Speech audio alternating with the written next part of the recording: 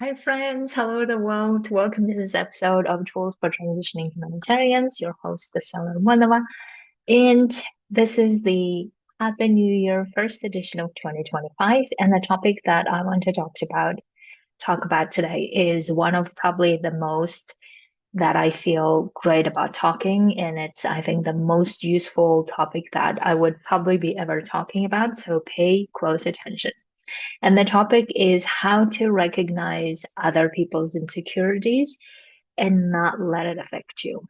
And I think this is something that we often don't give so much attention to, don't give so much power to thinking about and learning how to do that because we just feel like, oh, this is about me, this is my fault, and blame ourselves, blame the other, and then we just get into a weird spiral without really understanding actually how can we recognize when other people are insecure and how do we not make it about ourselves basically, right? And here in this episode I want to talk about why do we need to learn the skill of recognizing when other people are insecure and how to recognize it and then what to do about it, right? So these are three essential things that we need to learn. Okay, let's dive in because I have here my notes and I want to look at some of the notes because I really thought about how to make it as simplified as possible at the same time as applicable as possible, right?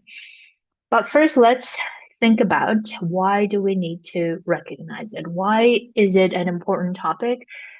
Maybe as important as building and growing our securities, right?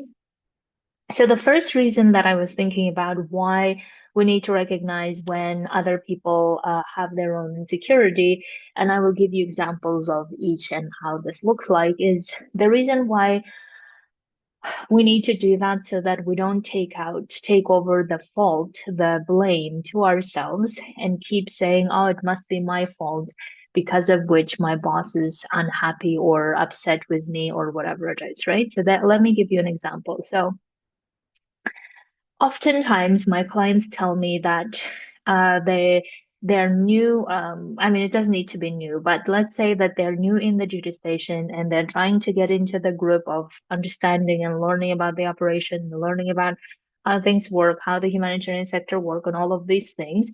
And then as they're doing it, their bosses or their colleagues or their senior management comes over and they say that, okay, this is the problem. What do you suggest we do to solve it? And then my clients tell me the way that they responded to them. This is what we can do, and then show them the action plan of what can be done. And then the senior management who have been in that operation for a long time, what they then often say is like, well, you should have read the policy, or policy said we shouldn't be doing this, or how can you even suggest this, or like some type of very radical or abrupt reactions, negative reactions to these suggestions. And then the clients tell me the feeling of feeling very insecure, feeling like, oh my God, I messed something up. It must be my fault. I should have known better. And then they start looking at the policy and then they see that the policy is the way that they were suggesting. So they start not understanding why this is a problem. And then they start questioning themselves a lot instead of thinking or looking at, okay, why the knowledge and the experience and the expertise that I bring, why it's not valid or why it's not being accepted by the others, even though according to the policy, this is what we should be doing. Fine, there might be particularities of that context, and we can always look into that. But why our suggestion is being met with such a radical feedback, radical like why you should have read the convention or you should have read the policy. And when we hear this type of statement, we immediately feel like, oh my God, I must not have the latest knowledge. I must not be a good professional. I must not be this. I must not be that. And then we start going into so much spiral of questioning ourselves and our expertise instead of recognizing, wait a minute, what if this is not about me? Right? And that's why we need to first really realize that we need to learn how to recognize not only our insecurities, which we're so good at many of the times, and not only like take out the blame, which we shouldn't anyway, but many of us do, instead of also recognizing that maybe it is about them. The next reason, the second reason why we need to recognize and learn to recognize other people's insecurities is so that we don't continue spreading the contagion or allowing them to spread the contagion. And also, um, we will not help them work on their own insecurities, right? So if we keep giving them the right, or if we keep giving them the satisfaction of how it's all about us and our problems and our insecurities, and if we just keep nodding or agreeing with them and then keep blaming ourselves even more, we're not helping them, or we're not mirroring back to them that maybe it is about them and their insecurity and they should look at it too. And what then ends up happening is that they continue then keep saying those things or keep behaving that way with others as well. And then that's how we generate toxic environments, right? So let's use the same example that I was using before is, let's say that we didn't say anything. We just said, okay, this must be my fault. It must be my expertise or the knowledge that I lacked, all of those things. And we're so busy. What we're not doing in that moment is we're not reflecting back to, no, the policy or the convention or whatever the guiding documents that we use that says this, and maybe in this particular context, it might be different if we don't really know the context. If we know the context, this is how it is in the context, and therefore this action point makes sense, and say these things in a very calm, reassuring, confident way, standing by our own action plans that we're saying, and then not react to what they're saying, right? So, in other words, not take on board whatever the criticism they're having about us, and instead saying, no, no, no, what we're saying or what I'm saying is right. Here are the reasons, or here are the reasons behind it. So, why would you think that I don't know the convention? Or why do you think that I haven't read the policy? Or why are you making this comment that is not necessary in such situation? And that way we mirror back to them their behavior in some way, and then them recognizing, they must be acting under their own emotional baggage and not really about us, right? And them also, maybe they may not recognize it, but at least if we don't just keep agreeing with them or keep taking on board all the blames that are they're having about us, then they start looking at, okay, why am I so reacting so harshly? Why am I triggered so much about the situation? Why do I have the feeling of blaming the other person when I know that can't help any further with the conversation? And then them never learning about their own behaviors, and therefore them continuing to even increase their insecurity because now they believe that the problem is everyone else and not them, and therefore they even increase their insecurity by feeling like they're right and everyone else is wrong, right? Now, the third one, let me take a look at it. Yes, third one is obviously the reason why we want to learn how to recognize other people's insecurities is because so that we're not stressed out, or so that we're emotionally not affected, right? Because if we're so emotionally affected, our quality of life gets affected outside of work, within work. So therefore, we don't want to continue doing that. And that's why we need to also learn to recognize whether this is something that we need to work on or not, whether this is something just because someone is having a bad day and they're dumping on us, and whether we want to take it or not. And not all it takes us awareness of how, if we know that it may not be always about us, or maybe none of the time is about us, then we are more like, we're likely to react to it in a more calming way. For instance, if we know that our boss is nervous or frustrated, angry the whole time.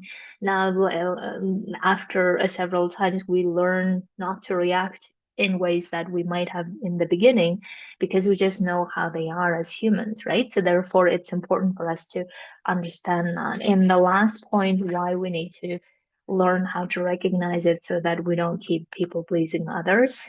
And in other words, we don't keep lying about how they're right and we're wrong type of situation, but rather we'll recognize, okay, in this situation, what is the part that I need to work on and what is the part that they need to work on? And it can't be all me, basically. Now, let's think about how to recognize it, right? How to recognize other people's insecurities. And by the way, insecurity is essentially when we have assumptions about ourselves that are that makes us question ourselves or question who we are and how we behave in the world. And therefore, in order not to keep questioning it, we then try to dump this on other people. So, for instance, if we have insecurities about how good of a manager we are, how good of a leader we are, or whether we deserve the job or not, or maybe we have insecurities about not being enough, whatever the insecurities we may have. So, we have assumptions or belief systems about ourselves, and then that just keeps generating that feeling of insecurity. And that feeling of insecurity then keeps spilling to others or spilling to our conversations, relationships, the way we behave at work, and all of this, right? So, how do we now recognize that this is someone else's insecurity? One of the ways that you can always think about is if they were secure about themselves, would they really behave this way? Right? In other words, going into a little bit of why they're behaving the way they're behaving in front of you or with you. Another way that maybe, um, yeah, maybe the way that you could also recognize is why or how are they feeling now as they're talking to you.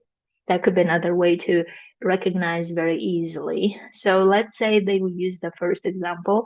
We say, okay, would they really behave the way this way if they were really secure about themselves or about their job or who they are, whatever it is, right? Would they behave this way? And here is my observations of working with so many humanitarians is that there are a couple of things that secure humanitarians or humans in general, secure humans don't do, right? So one of the things that secure humans don't do is compete. And this is something fascinating that I have found over the years of observing and working with so many people is that the reason why we compete is really because we feel insecure in some way. We want to prove we are better in some way. And therefore, we always have this feeling of um, we need to like the only way we feel secure if we prove something, right? So the way it can look like is that some colleagues, for instance, they tend to be competing with their supervisees or with other colleagues or maybe with other teams or with country offices or versus field office, right? And they keep saying like us versus them, we are against them, and then this environment of like as if you are all do it's going in different directions even though you are all on the same boat, but somehow some leaders, managers tend to create this environment of us versus them, and that is where the insecurity is the reason why it's being generated. Another behavior that I have also seen that secure people don't do is they don't blame others, they don't blame themselves, or they don't blame uh, like how could you do this, why could you do this, they did all of these things. In other words, they don't indulge in the past or in what happened, but rather how do we solve it now moving forward, right? And the reason why that is because the blame is coming from basically you should have behaved this way and you are not, and I feel frustrated because of that. And the frustration is we're not recognizing is coming from ourselves. rather than from the other person. And therefore, we just keep blaming because we believe that blaming will solve the things, even though we know it doesn't. But in a moment, we just feel like we can't handle those emotions, so we need to spill it to someone else. And therefore, our insecurities of how we might not be a good manager or a good leader or a good expert or whatever, it just comes out because we're not really containing those emotions and we're just wanting to scapegoat someone or blaming someone because then we feel like other people don't notice who we are in reality, right? So notice that if you see this type of behaviors, and the other one is judgment, which is very related to blame as well, is I have found also that secure people don't judge or don't really spill their judgment onto others, right? So the way that it can look like, I used to have colleagues who would be like so, their tone even would be so judgmental in the conversation of like, of course you did do that. You couldn't have known any other better, or even if they didn't say that, they had this like they needed to constrain their frustrations about with you, and then they would be like, so, but they're saying it, and then you can feel that they're about to explode, and then you also know that that type of behavior secure people don't do.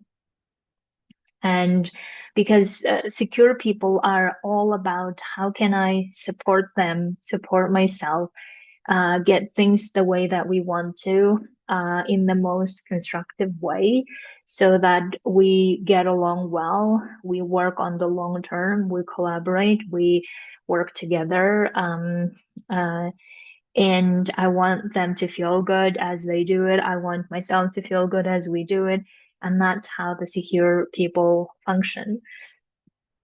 Excuse me, most of the time. So therefore, notice also like how they might be feeling as they're talking to you, right? So if they're feeling like, I actually wanted to kill you, but we're professionals and I can't kill you type of thing, then obviously this is their insecurities coming up. And if they are blaming or if they are competing or if they are like, um, I'm the better one and you are the worst one, again, all of those insecurities coming up. Now, what to do about it? And this is something that I really want to spend some time here, especially working on three things. And three things, I mean, we could do a lot more, but if you can at least manage three things, I think that would be amazing. So the first is recognizing it, right? So recognizing whether this is a behavior, insecure behavior of someone else, or it's your own. So if it's your own insecure behavior is how you are perceiving them, right? So in other words, you might be perceiving them as, oh, this is all my fault and I must not be a good professional. I should just quit and not do this. Da, da, da. These are about your insecurities. But if you observe how they're feeling as they're talking, or would they really behave, or I'm trying to understand why they're behaving the way they're behaving, then you may gain insight into where that is coming from, whether this is coming from trusting and supportive place or coming from I hate you and I will kill you place, right? This is the first one, right? So recognizing, is this about you or it's about them? And then if it's about them, giving back whatever it is about them and not take it on board with you. In other words, not participate in it. And how do you do that? Then that's where the second point comes in, is where you take responsibility for your own feelings, for your own thought processes, for your own actions, for your own results. You don't take responsibility for their feelings. You don't take responsibility for how they are behaving. In other words, if they're behaving like you should have known this, or didn't you read the policy, all of these things, don't take it mean about you unless you really like objectively believe that there is really something onto it and you want to catch up on this, and that's fine.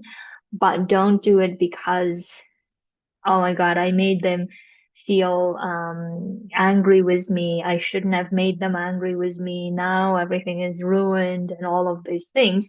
Now, this is unnecessary, right? So, therefore, taking responsibility for your own feelings and not taking responsibility for their feelings is one of the key elements here. Because the more we take responsibility for how they are feeling, meaning that I caused them feel this way, then we're going to get even more blamey. We're going to feel guilty and we're going to spin in our own overthinking, which is not helping neither of us. And it's just growing insecurity within us and growing insecurity probably within them as well. And no one is gaining anything from this. So that's why taking responsibility for your own feelings only is key. And the third one, which I think we don't really spend much time about because we don't really think about how to solve this problem in the most powerful way, is reinforce our security by situations like this. So the way that it can look like is, okay, I see that them in this situation feeling insecure, and I can see why they're feeling it or how they're feeling it, and I don't want to repeat that. That would be one way of showing to ourselves how we don't want to behave that way. Another way is understanding, okay, when they blamed me, I believed them. Why did I believe them? Instead of believing all of my expertise and my experience and my knowledge that I have, why I left all of this out of the window and went on board to believe them. And that's how you find out your own thoughts about yourself and how insecure you might be in certain areas or in most areas, and how and what are you going to do now to think about it, or what do you want to believe about yourself that is no longer creating insecurity for yourself, right? So in other words, how can you feel more secure and believe more things about yourself? You trusting your knowledge, you trusting your expertise, you're trusting your no, your experience. How can you reinforce that more by seeing uh, other people's behaviors around you so that at least you continue reflecting back to them or mirroring back to them the behavior that you want to, rather than taking over their behavior and mirroring back blame, mirroring back judgment to them, and then creating more of the toxic environment, right? So therefore, when situations like this arise, how do you want to react to them instead of how you just automatically by default react out of fear? But how do you want to react to them? And where do you want to actually tell them that, no, this is not about me, this is about you. So I would like for you to look at it. I don't want to be continuing this blaming conversation because it's not helping any one of us, right? So setting boundaries, but also telling them that, no, this is not the problem that you are facing or with yourself, but rather this is something that they should look at it, and saying it in the most loving or supportive way possible. It gives them an opportunity to work on their own insecurities, hopefully. And if not, at least you have flagged to them where the problem is instead of just keep agreeing or keep taking on board and keep struggling with it. Okay, my dears, if you would like to work on this, come coach with me. I would love to help you get you to the other side where you not only recognize their insecurities, but yours, as well as um, telling them where you don't agree with them and why, and saying it in the way that helps both of you grow rather than you both feeling insecure about things. Have a beautiful week and the year, and I will talk to you very soon. Bye.